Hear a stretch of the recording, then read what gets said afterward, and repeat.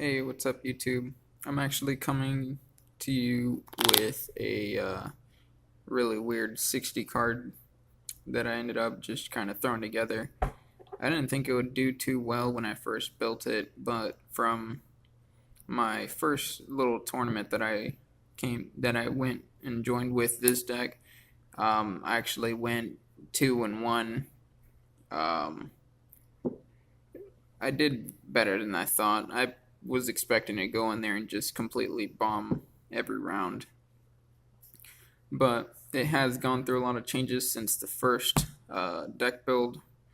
I will go through and you'll see what I'm running. This is actually a control deck. That's why I'm okay with running Murmaleo. One search target in the whole deck.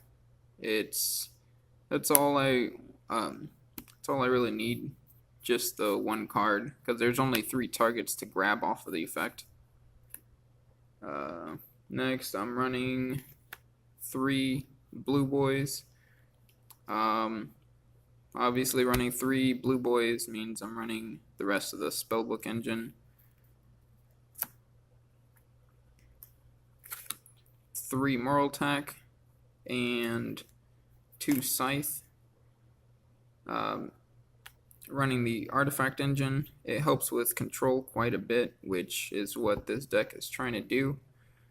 And it also stops your opponent from trying to blow up your back row. And the last is actually 2 Destrudo. I like the synchro kind of power cards, I guess, that it would give you. And I also like that he's a 3k wall. So that's actually all the monsters. There's really only 9 in here out of a 60 card. Spell cards, 1 ignition for the artifact engine. You can use it as an MST and set an artifact in your back row, or you could just pop it to summon your artifact on your opponent's turn, and then same thing, set artifact monster. 3 scapegoat for the link plays that it gives you and the defense that it offers. Next is 3 called by the grave. Very good card. I use it as a DD Crow, but you can also use it to negate effects, any hand traps. It competes very well. This card, called by the grave, actually ended up helping me in a match against it was ABC invoked. So both of his parts, he summoned Alistair, ended up getting it in the graveyard so he can get full advantage off the card. And as soon as it touched grave, I called by the grave, banished Alistair, and that was pretty much the end of his engine right there. And the ABC, same thing. As soon as Buster hit grave, I banished that, negate the effect. So, Called by the Grave is actually very good. Don't underestimate it. 1 Regeki. And 2 Dragon Shrine. This is actually just to get Destrudo in the grave faster.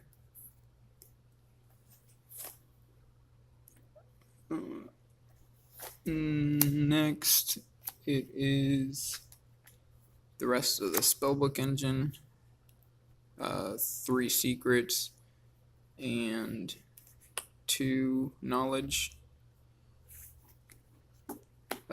Just adds speed to the deck, which it needs. It needs all the pluses it can get. So 3 duality. The only special summon that really happens is artifacts, which they don't care because it happens on your opponent's turn anyways. And the 2 Destrudo, but you're not always going to be summoning them every single turn. I usually wait until I need one of the synchros specifically before I summon Destrudo, so I don't really mind Pot of Duality.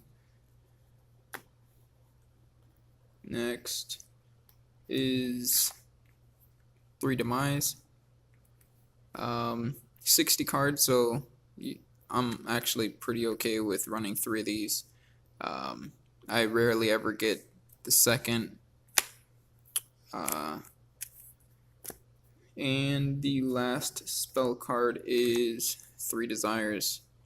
Again, it's a 60 card build, so you're not really going to be hitting too many vital cards, and it's a +1. Onto the traps. I'm running 3 Paleozoic Canadia, 2 Dynamiscus. I actually really like Dynamiscus, but I would not run more than 2 just because I can't afford losing so many cards out of my hand with a discard. Next would be 2 Olenoids. It's basically the MST or Dust Tornado, I guess, of the deck. And the last Paleozoic is Hallucigenia. This is a shrink. It's a shrink in trap form, basically. So that's it. 8 Paleozoics. Next trap is Artifact Sanctum, because an artifact engine isn't complete without Sanctum. It adds speed plays, and if they end up MST or Twin Twister or whatever, and they pop Sanctum, you can chain it, summon the artifact, you get the artifact's effect, and you get Sanctum's pop effect.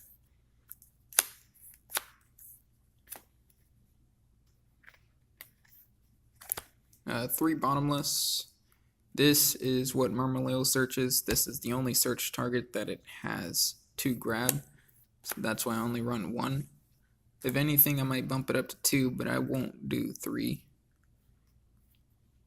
1 Ring of Destruction and 1 Heavy Storm Duster. This is more of just a Twin Twister that I don't have to discard for, and it's a trap, so I can react with I can chain a Paleozoic from grave.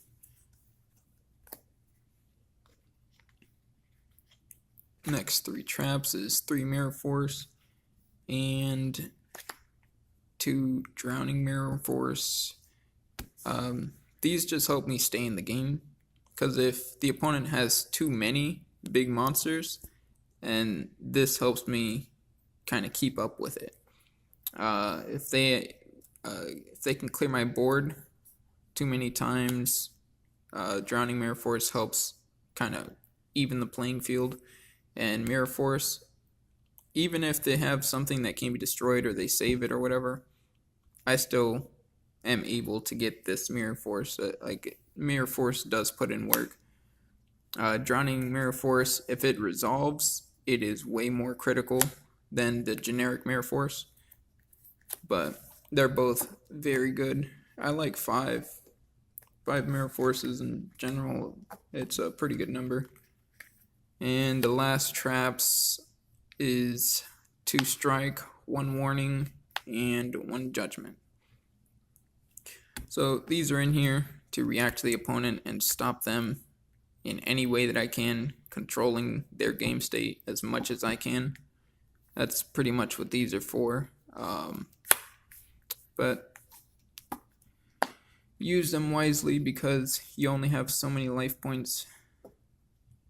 So I'm going to go onto the extra deck and then what I have currently for the side deck. So for the extra deck, Synchros, I have Moonlight Dragon and I have Meteor Burst. These are the only 2 that I run. Really, you don't really need to Synchro Summon every single game, but these are pretty good. Meteor Burst is more for the battle phase effect, which says, let's see. This card. Monsters in your opponent's possession cannot activate their effects during the battle phase. So even if they let you summon this, and their deck is based on getting monster effects, even if it's just destroyed by battle. If it's an effect that reacts by battle, you can enter battle phase, attack, beat over it, and they can't activate that effect. They can actually break even with Utopia the Lightning, because he says that Utopia can't activate its effect. And this is a continuous effect, so Utopia can't stop that effect.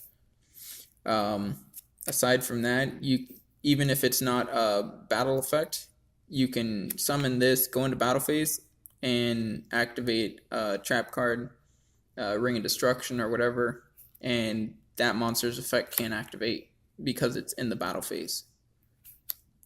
And Moonlight is more just bouncing big, threatening monsters. I think Moonlight actually ended up helping me against Mech Knight Invoked, because when they special summon a Mech Knight, Moonlight's effect activates, bounces it back to the hand, and they can't summon that Mech Knight again. So that's the only synchros that I run. One Opobinio to search the low Paleozoic count. One Gachi Gantetsu. One Phantom Knight of Cursed Javelin. And one Totally Awesome. All of these are fairly straightforward. This is a great control card. You negate, destroy, and you can set it to your side of the field for whatever it is. You can use it for link, you can use it to control if they Raigeki you, which I doubt they would unless they had another answer behind that. Cursed Javelin negates the effect and puts the attack to 0, so it helps beat over. And he's 1600, so you can do 1600 damage. Gachi is an all-around boost, basically. He'll boost all monsters you control by the materials. And Opobini is a search that lets you activate Paleozoics in your hand, so you don't have to risk getting them Twin Twistered. And next is actually 3 Link Spiders, because the Paleozoics count as a normal monster on the field. 1 Underclock Taker, 1 Proxy, 1 Mrs. Radiant, 1 Decode, 1 Saryuja, and last is 1 Borload. All of these have their situations, but you still have to watch them pretty carefully. Alright, so going on to the side. First, for the side is 2 Lancia. It just completes the artifact engine. It stops things from being banished for a turn. I kind of like it when the Paleozoics get summoned and they're about to get beat over. You can discard Lancia on the opponent's turn, and the Paleozoics can't be banished for that turn. At the same time, if you're playing against dinos, you can banish this and they can't summon using miscellaneous, and they can't summon their boss, they can't summon off the big pill. So it's actually a pretty good card if you get it at the right time. Next is actually a Kaiju engine. So 5 card Kaiju engine. It's a pretty big deck, 60 cards, so I tried to get, usually I would do 3 to 1, but since I'm running 60 card, I figured I'd just throw in the extra Kaiju and Interrupted Slumber. Next is 2 Twin Twisters to stop the opponent from getting any field effects, any back row that I don't want resolving, basically. Next is 3D Barrier. Pretty simple. Last is 3 Torrential Tribute. This board wipe, you can, but it's obviously not a smart idea to chain a Paleozoic to this activation because it would get destroyed, since the summon would happen first and then Torrential would nuke the field. So there would literally be no point to chaining Paleozoics to this. But but it is still a field nuke, so very useful. And last is just tokens. But that was my 60 card, I don't know what you would call it, 60 card control deck.